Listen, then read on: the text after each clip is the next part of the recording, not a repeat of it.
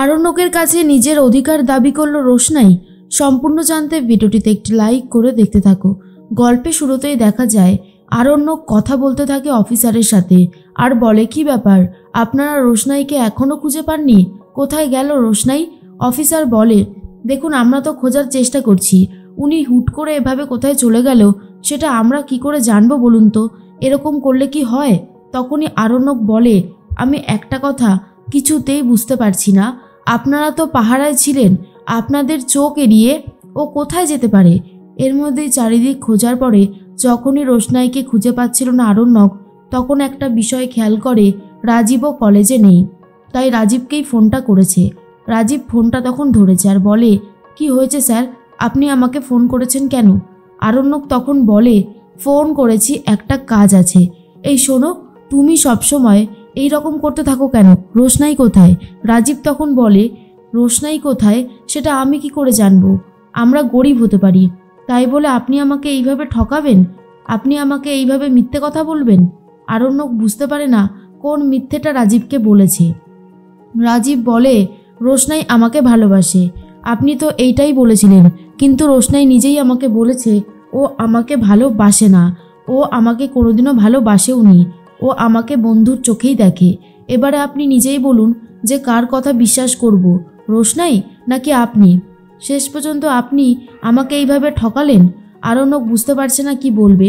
আরণ্যক বলে, আমি তোমার সাথে একটু বাদে কথা বলছি। এরপরে আরণ্যক বুঝতে পারে রোশনাই হয়তো হোটেলে ফিরে গেছে। তাই আর দেরি না করে আরণ্যক ও রোশনাইয়ের কাছে যাওয়ার চেষ্টা করছে। বাড়িতে তো সবাই চলে গেছে।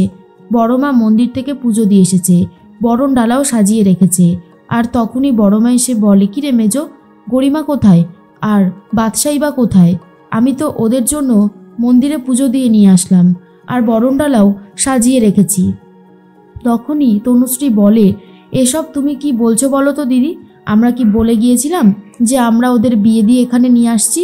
ছোটু তখন বলে, কিছু মনে করো না মেজো বৌদি, আমি কিন্তু কথাটা শুনেছিলাম, সেই হিসেবেই আমি বড় বৌদিকে বলে দিয়েছিলাম, কিন্তু এখন যে দেখছি অন্য কিছু।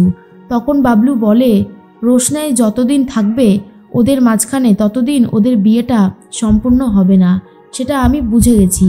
এরপরেই ছোট বুঝতে পারে গণ্ডগোল বেশ কিছুর একটা আছে।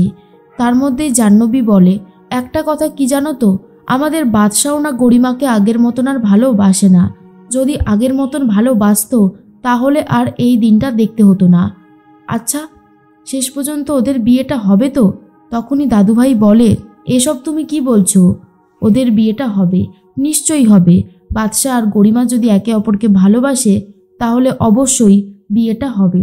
এর মধ্যেই রোশনাই তো হোটেলেই ছিল। আরণ্যক বলে, কি শুরু করেছোটা কি তুমি? আমরা ওদিকে তোমাকে খুঁজছিলাম আর তুমি এখানে চলে এসেছো, একবারও জানানোর প্রয়োজনটুকু মনে করোনি? রোশনাই বলে, কেন মনে করব? মনে করার তো কোনো প্রশ্নই আসে না। যেভাবে আপনি আমাকে ঠকাচ্ছেন, আপনি কি ভেবেছেন যে এবার থেকে আপনার সমস্ত কথা আমি শুনে চলবো? সেটা কখনোই হবে না। স্যারজি, আমি কি আপনার উপরে কোনোভাবে কিছু জোর করেছি যে আপনি আমাকে আপনার ঘাট থেকে নামিয়ে ফেলতে চাইছেন? আপনি কে যে আপনি রাজীবের সাথে আমার বিয়ের ব্যবস্থা করেছেন? রাজীবকে আমি ভালোবাসি না, ও শুধুই আমার বন্ধু। আশা করি এবারে আপনি বুঝতে পেরেছেন।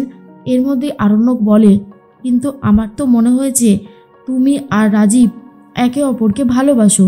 আমি জাস্ট সেই হিসেবে কাজটা করেছিলাম। রোশনাই বলে, একবারও কি আপনি আমার থেকে শুনেছিলেন যে আমি রাজীবকে ভালোবাসি?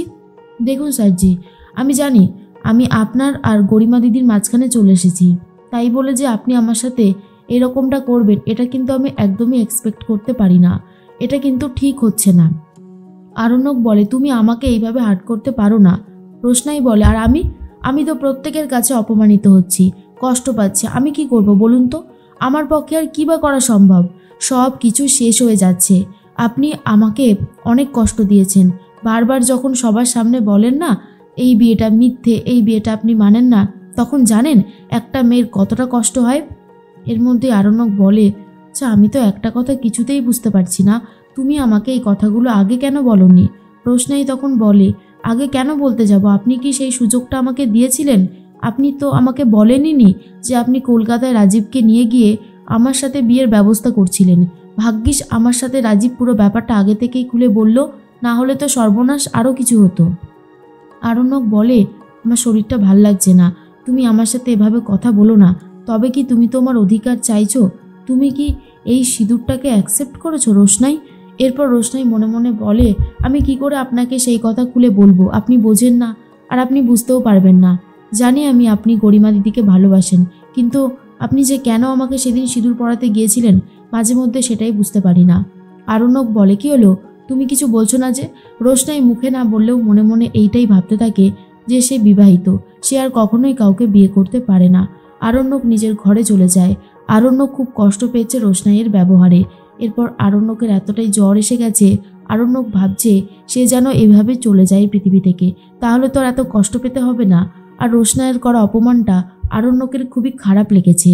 রোশনাই মনে মনে ভাবে, রাগের মাথায় স্যারজিকে অনেক খারাপ খারাপ কথা বলে দিয়েছি, একবার ঘরে গিয়ে দেখবো কি করছেন। না না, এত রাতে ঘরে যাওয়াটা বোধহয় ঠিক হবে না। আরণ্যক তো এদিকে ছটপট করছে, তার মধ্যে রোশনাই ভাবছে আসবে কি আসবে না, কিন্তু মনের সব দ্বিধা কাটিয়ে চলেই এসেছে আরণ্যকের ঘরে। আর বলে, স্যারজি স্যারজি আপনি ঠিক আছেন তো?